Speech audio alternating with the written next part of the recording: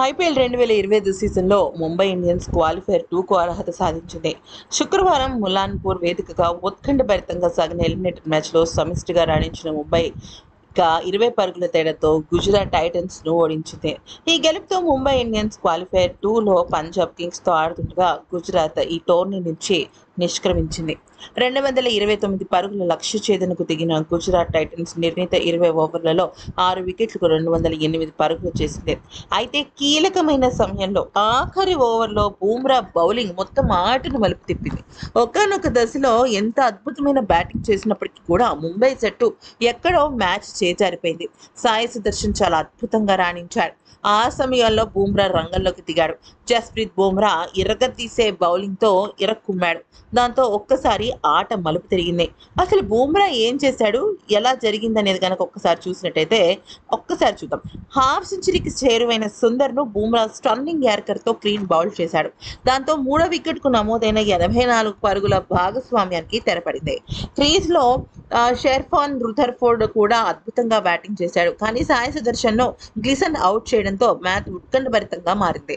క్రీజ్లోకి వచ్చిన రాహుల్ తెవాటియా ఒక భారీ సిక్సర్ ఆశలు రేకెత్తించగా రుథర్ఫోర్డ్ భారీ షాట్ ఆడే ప్రయత్నం చేసి అవుట్ అయ్యాడు. ఇక 19వ ఓవర్లో షారుఖ్ ఖాన్ సిక్సర్ బాదడంతో ఆఖరి ఓవర్లో గుజరాత్ విజయానికి 24 పరుగులు అవసరమయ్యాయి. ఆఖరి ఓవర్ను గ్లిసన్ అలాగే అశ్విని కుమార్ కట్టడిగా వేయడంతో ముంబై విజయం లాంఛనమైంది. అసలు ఈ మ్యాచ్ ఎలా స్టార్ట్ అయిందనేది కనుక ఒక్కసారి చూసినట్టయితే ఇక్కడ 229 పరుగుల లక్ష్య ఛేదనకు దిగిన గుజరాత్ జట్టు 208 పరుగులు చేసి 20 పరుగుల తేడాతో ఓడిపోయింది. ముఖ్యంగా ఆ జట్టు సాయి సుదర్శన్ 80 పరుగులతో రాణించాడు. శుభ్మన్ గిల్ ఘోరంగా ఓటమి పాలయ్యాడు, అంటే వైఫల్యం పొందాడనమాట. ఇక వాషింగ్టన్ సుందర్ 48 పరుగులతో పోరాడినప్పటికీ ఫలితం లేకుండా పోయింది. ముంబై ఇండియన్స్లో ముఖ్యంగా బౌలర్ సెట్లో ట్రెంట్ బౌల్ట్ 2 వికెట్లు తీశాడు. Bumrah, Richard Gleeson, Mitchell Santner, Ashwini Kumar తలొక వికెట్ తీశారు. అయితే మొదటగా ఈ ముంబై ఇండియన్స్ జట్టు నిర్ణీత 20 ఓవర్లలో 5 వికెట్లకు 228 పరుగులు చేసింది. రోహిత్ శర్మ 50 బంతుల్లో 9 ఫోర్లు 4 సిక్స్లతో 81 పరుగులతో చెలరేగిపోయాడు. విధ్వంసకర హాఫ్ సెంచరీతో చెలరేగగా జానీ బేర్స్టో 47 పరుగులు చేశాడు. ఇక జానీ బేర్స్టో ఒక్కసారి అక్కడ క్రీజ్ని సెట్ చేశాడు. వరుసగా 4లు 6లు కొట్టి రోహిత్ శర్మలో తెలియని ధైర్యం నింపాడు. అయితే నిజానికి రోహిత్ శర్మ 2 సార్లు అవుట్ అయ్యే ప్రమాదం నుంచి గుజరాత్ మిస్ఫీల్డింగ్ కారణంగా బయటపడ్డాడు. ఇక ఆ తర్వాత సూర్యకుమార్ యాదవ్ 20 బంతుల్లో ఒక 4, 3 సిక్స్లతో 33 పరుగులు, హార్దిక్ పాండ్యా 22 పరుగులతో చాలా వేగంగా పరుగులు చేశారు.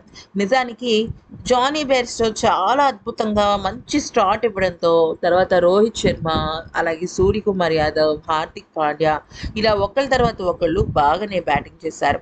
ఇక సాయి కిషోర్ 2 వికెట్లు, ప్రసిద్ధ్ కృష్ణ 2 వికెట్లు, మహమ్మద్ సిరాజ్ 1 వికెట్తో గుజరాత్ బౌలర్లు రాణించారు.